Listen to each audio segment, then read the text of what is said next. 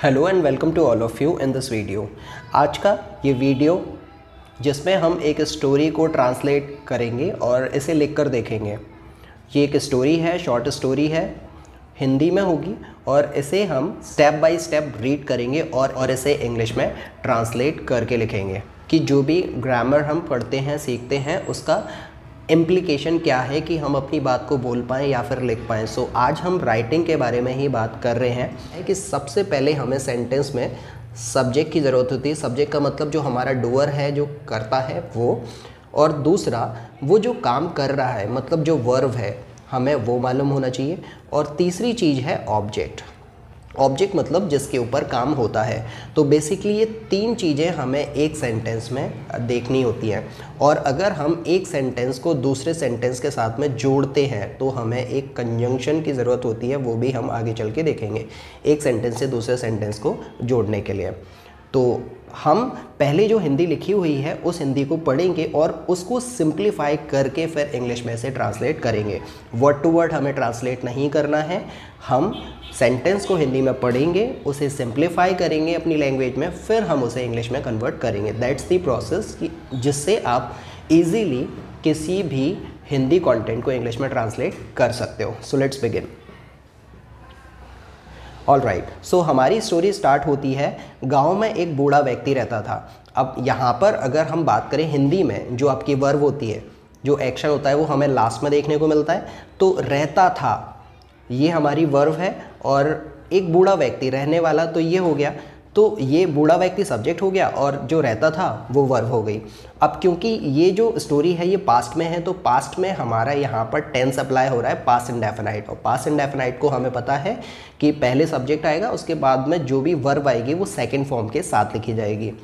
तो बूढ़ा आदमी की, तो ओल्ड मैन के लिए हम यहाँ पर एन लिखेंगे। एन ओल्ड मैन रहता था, तो लिव का मतलब होता है रहना, इसको सेकंड फॉर्म में ले जाएंगे तो लिव्ड हो जाएगा। लिव्ड कहाँ रहता था? कोई भी ऐसा वर्ड जो हमें टाइम के बारे में, प्लेस के बारे में या फिर मैनर के बारे में बताता है उसको हम एडवर्ब बोलते हैं। तो ये रही हमारी प्लेस, यही हमारा ऑब्जेक्ट हो गया। तो रहता था, कहाँ पर रहता था? एक गांव में, तो इन अ विलेज। ये हमारा सेंटेंस हो गया। आगे बढ़ते हैं। वह दुनिया के सबसे बदकिस्मत लोगों में से एक था। तो ही वॉज, वो था, ही वॉज वन ऑफ। अब बदकिस्मत लोगों को हम बोलते हैं अनफॉर्चुनेट पीपल। अनफॉर्चुनेट,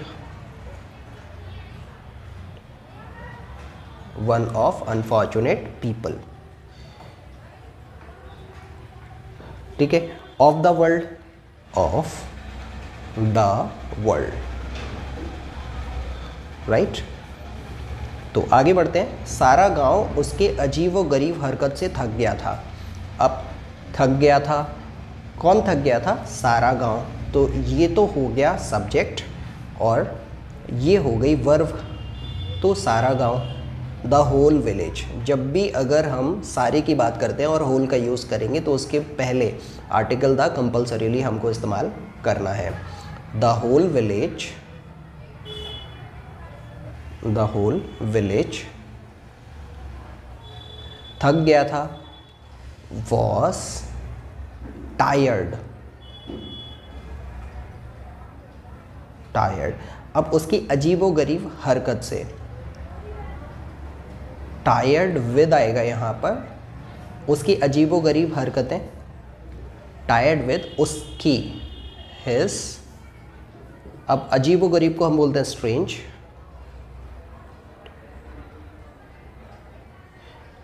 हरकतों से मतलब बिहेवियर से,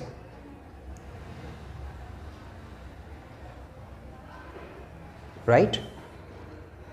तो ये हो गया हमारा सेंटेंस ट्रांसलेट। आगे चलेंगे। क्योंकि वह हमेशा उदास रहता था। अब क्योंकि के लिए बिकॉज, वो उदास रहता था, तो ये पास्ट इंडेफिनाइट ही है, पास्ट सिंपल बोलेंगे हम इस टेंस को। तो वो उदास रहता था, तो ही वॉज, हमेशा उदास रहता था ना, तो हमेशा के लिए ये जो लिखा हुआ है हमेशा, हमेशा के लिए हम एक वर्ड लगाते हैं always. He was always sad, उदास रहता था। वो लगातार शिकायत करता था और हमेशा ख़राब मूड में रहता था। अब देखते हैं वह मतलब ही, हम उस ओल्ड मैन के लिए ही लगाएंगे। इसमें दो एक्शन हमें दे रहे हैं, इसमें दो एक्शन हमें दिए हुए हैं। पहला तो है शिकायत करना और दूसरा है ख़राब मूड में रहना। तो इधर हमें कंजंक्शन से इन दोनों सेंटेंसेस को जोड़ना है। तो वो लगातार शिकायत करता था, तो ही कंप्लेन, पास्ट इंडेफिनाइट हुआ टेंस, तो ही complained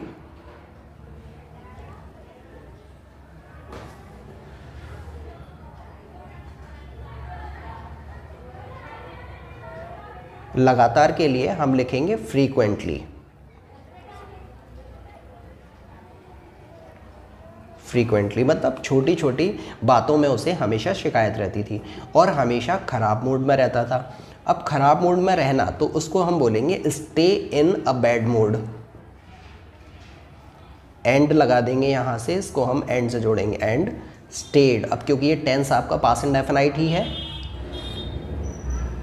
stayed in bad mood, bad mood, that's all right.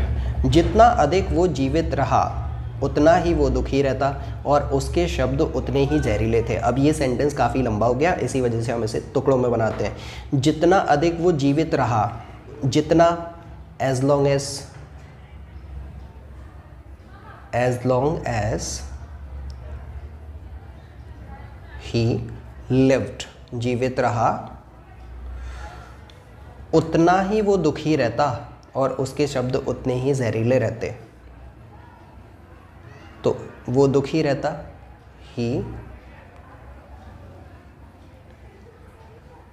State, दुखी तो सैड, एंड उसके शब्द भी बहुत जहरीले होते थे, एंड उसके शब्द तो हिज वर्ड्स जहरीले होते थे, तो हिज वर्ड्स के साथ में हम लगाएंगे वर, क्योंकि ये पास्ट इंडेफिनाइट ही है, पास्ट सिंपल वर्ड।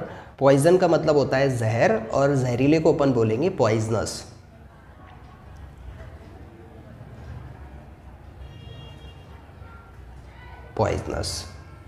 आगे चलते हैं। लोग उससे बचते थे, मतलब क्या है, लोग उसे इग्नोर करते थे। तो इसमें सब्जेक्ट हो गया लोग और इग्नोर करना हो गया वर्ब। तो people ignored him, past indefinite में ही बनेगी हमारी ज़्यादातर स्टोरी। क्योंकि बिकॉज लगा देंगे यहाँ पर, उसका दुर्भाग्य संक्रामक हो गया था। संक्रामक को हम बोलते हैं कंटेजियस, मतलब जो एक से दूसरे में पहुंच जाए या फिर फैलने वाले को हम बोलते हैं कंटेजियस। बिकॉज उसका दुर्भाग्य, हिज मिसफॉर्चून, फॉर्चून का मतलब होता है भाग्य और मिसफॉर्चून का मतलब होता है दुर्भाग्य। हिज मिसफॉर्चून हो गया था और हो जाने को हम बोलते हैं बिकम। तो बिकम का सेकेंड फॉर्म लगाएंगे तो बिकेम हो जाएगा। कम, केम, कम, जो कम के फॉर्म होते हैं वही हमारे बिकम के होंगे सॉरी। हिज मिसफॉर्चून बिकेम, क्या हो गया था, कंटेजियस।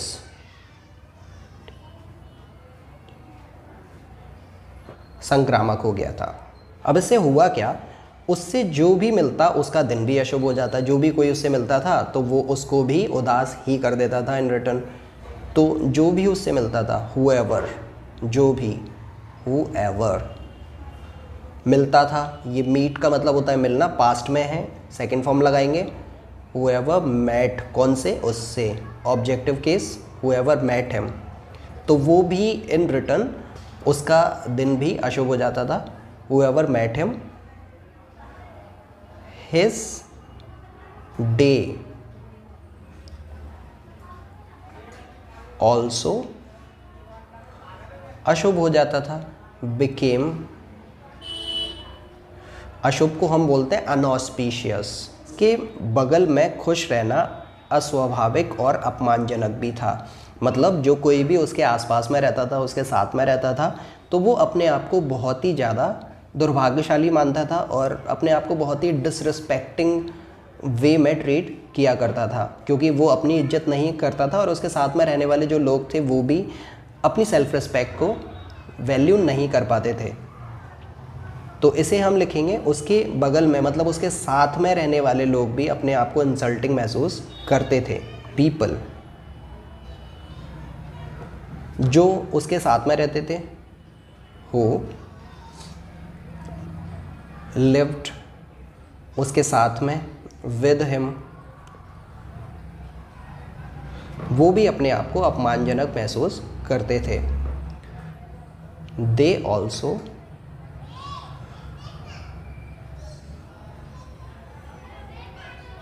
थॉट themselves खुद को वैल्यूलेस। तो यहाँ पर हमारा दूसरा पैराग्राफ भी हुआ। अब हम आगे बढ़ेंगे और तीसरे पैराग्राफ पर चलेंगे। इतना ज़्यादा दुखी होने की वजह से उसने दूसरों में दुख की भावना पैदा की। अब इसको अगर हम सिंप्लीफाई करें, सेंटेंस तो डिफ़िकल्ट है ही, इसको सिंप्लीफाई करेंगे तो कैसे बनेगा ये, कि उसके दुख की वजह से लोग भी दुखी रहते थे। तो बिकॉज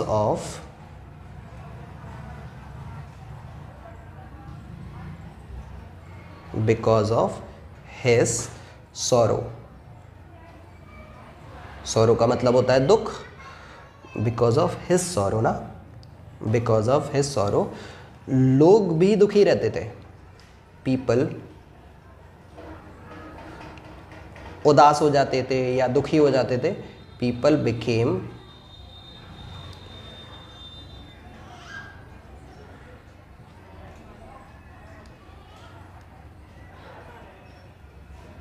सैड। फाइन। लेकिन एक दिन जब वह 80 साल के हुए, अब ये उसी ओल्ड मैन के बारे में बात हो रही है, लेकिन एक दिन, तो लेकिन के लिए बट, एक दिन, वन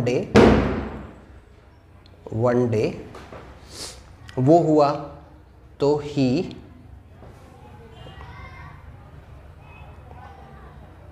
80 साल का हुआ तो ही बिकेम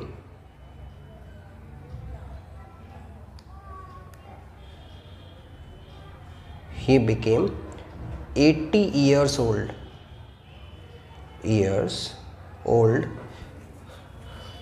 तो एक अविश्वसनीय बात हुई, मतलब एक ऐसा वाकया घटा, एक ऐसा इंसिडेंट हुआ जिस पर किसी को भरोसा ही नहीं हुआ। तो देन वन स्ट्रेंज, या फिर अविश्वसनीय को हम बोल सकते हैं अनबिलीवेबल,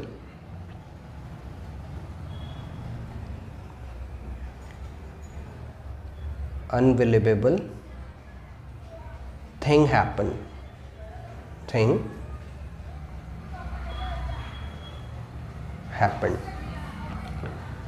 ये बात लोगों में आग की तरह फैल गई। यहाँ पर ये जो आज लिखा हुआ है ये मिस्टेक से लिख गया है, तो ये आज नहीं है, ये आग है। तो ये बात लोगों में आग की तरह फैल गई। तो ये बात, तो दिस थिंग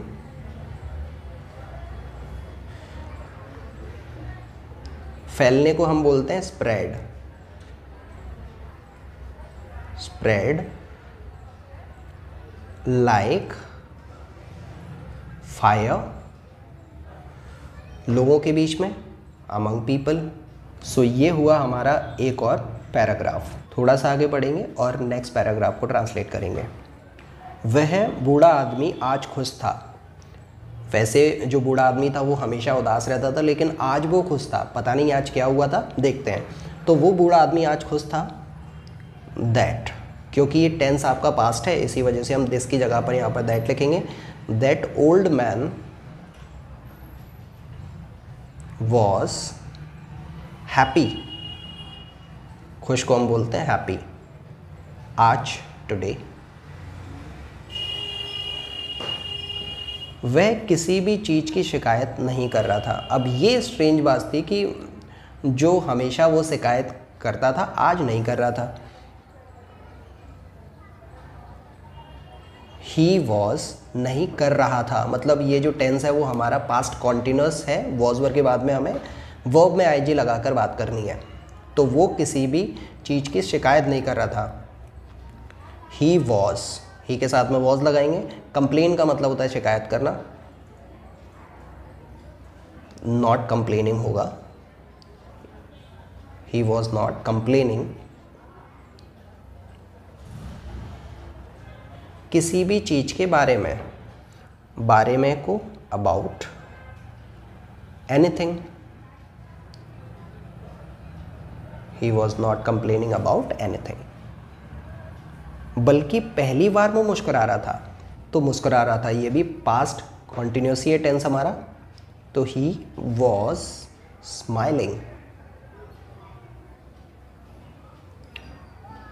पहली बार तो the first time, the first time. और यहाँ तक कि उसका चेहरा भी तरोताज़ा दिखाई पड़ रहा था। तो उसका चेहरा काफ़ी फ्रेश लग रहा था। हम इसे सिंपल वे में लिखेंगे, हिज फेस, हिज फेस। अब लग रहा था मतलब पास्ट कॉन्टिन्यूस ही है ये tense. His face was, face के लिए हम वॉज ही लगाएंगे। Was looking fresh, looking fresh, right. और फिर आगे देखते हैं। यह देखकर पूरा गांव उसके घर के सामने इकट्ठा हो गया। तो यह देखकर पूरा गांव उसके घर के सामने इकट्ठा हो गया। अब ये सेंटेंस है अपना इकट्ठा हो गया, ये पास्ट इंडेफिनाइट है। तो यह देखकर, तो सीइंग दैट पूरा गांव, द होल विलेज,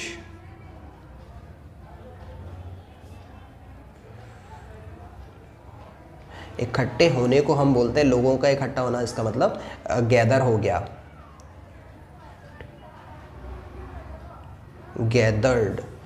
उसके घर के सामने, सामने को बोलते हैं in front of, in front of उसका घर, हिज हाउस। और सभी ने बूढ़े आदमी से पूछा कि तुम्हें क्या हुआ है।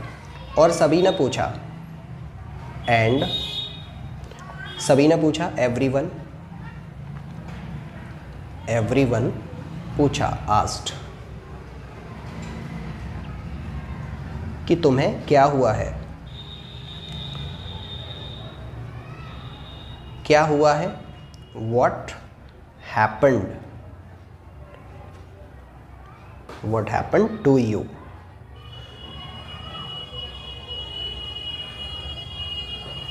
सो लेट्स सी कि एक्चुअल में उसके साथ में हुआ क्या था। जो विलेजर्स की क्यूरोसिटी थी कि ऐसा क्या हो गया था उसके साथ में, जो हमेशा उदास रहता था, आज किस चीज़ की वजह से वो इतना खुश था। Let's see it. जवाब में बूढ़ा आदमी बोला, जवाब में बूढ़ा आदमी बोला, इसको सिंपल हम ऐसे भी लिख सकते हैं, बूढ़े आदमी ने उत्तर दिया। तो ओल्ड मैन, ओल्ड मैन उत्तर दिया, आंसर्ड, आंसर्ड। कुछ खास नहीं, कुछ खास नहीं मतलब नथिंग स्पेशल,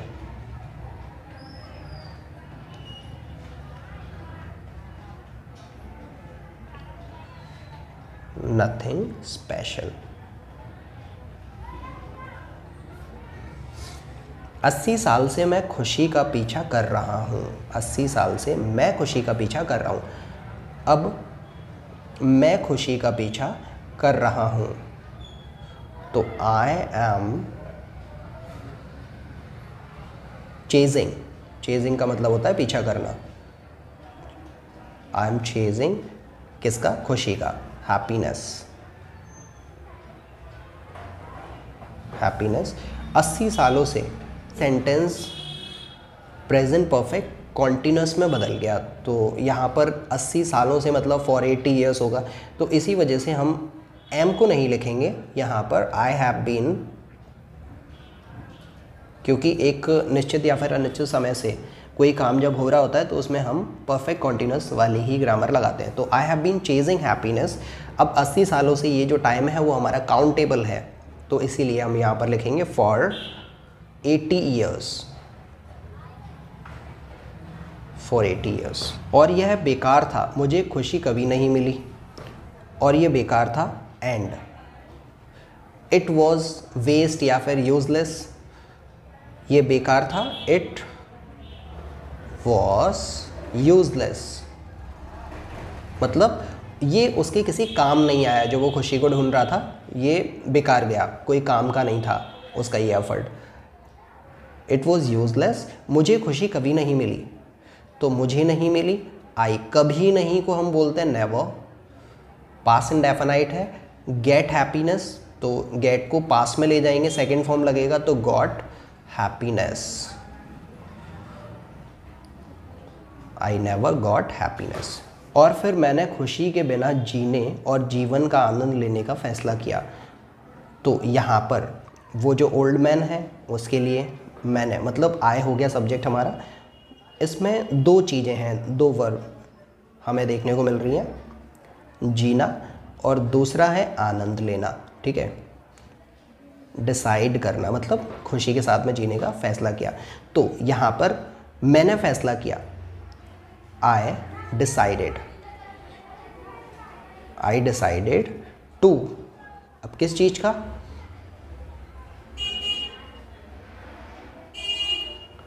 जीवन जीना मतलब खुशी के बगैर, डिसाइडेड टू लिव, जीना विदाउट हैप्पीनेस,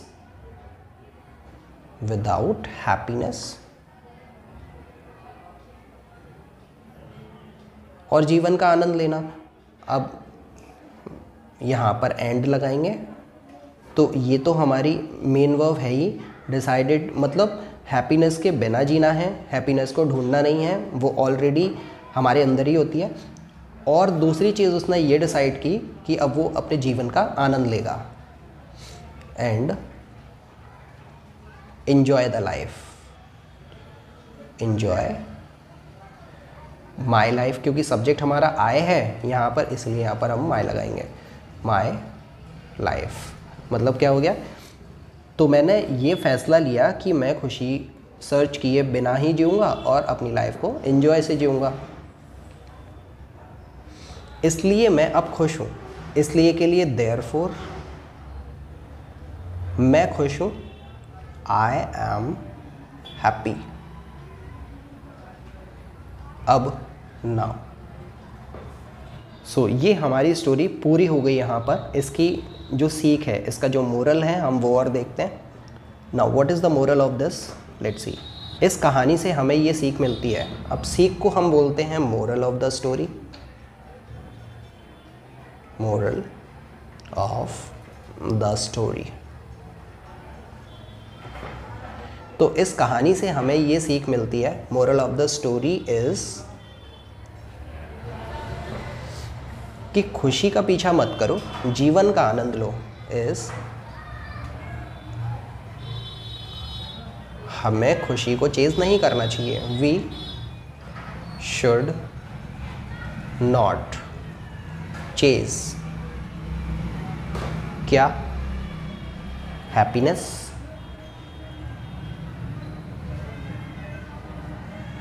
और जीवन का आनंद लेना चाहिए, एंड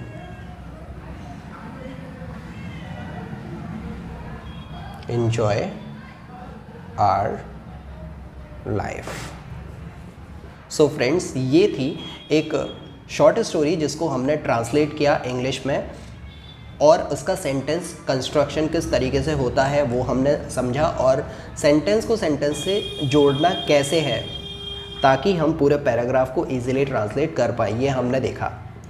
सो होप कि ये आपको समझ आया होगा कि हमें किसी भी हिंदी के कंटेंट को इंग्लिश में ट्रांसलेट कैसे करना है। So that's it from this video. और ये वीडियो अगर आपको पसंद आया तो इसे आप लाइक करो और शेयर करो अपने फ्रेंड्स एंड फैमिली के साथ में, जो ऐसे ही ट्रांसलेशन के वीडियो देखकर उनके इंग्लिश को इम्प्रूव करना चाहते हैं, ताकि उनको भी एक आइडिया मिले कि हम इंग्लिश को किस तरीके से, जो हम जानते हैं उसको किस तरीके से इंटरप्रेट करके अपनी बात को कह पाएँ, लिख पाएँ, बोल पाएँ। So that's all about it. And इस चैनल को ऐसे ही स्टोरी वीडियोस देखने के लिए, ट्रांसलेशन वीडियोस देखने के लिए सब्सक्राइब कर लो। So for now I will take a leave. Till then, very good bye to all of you.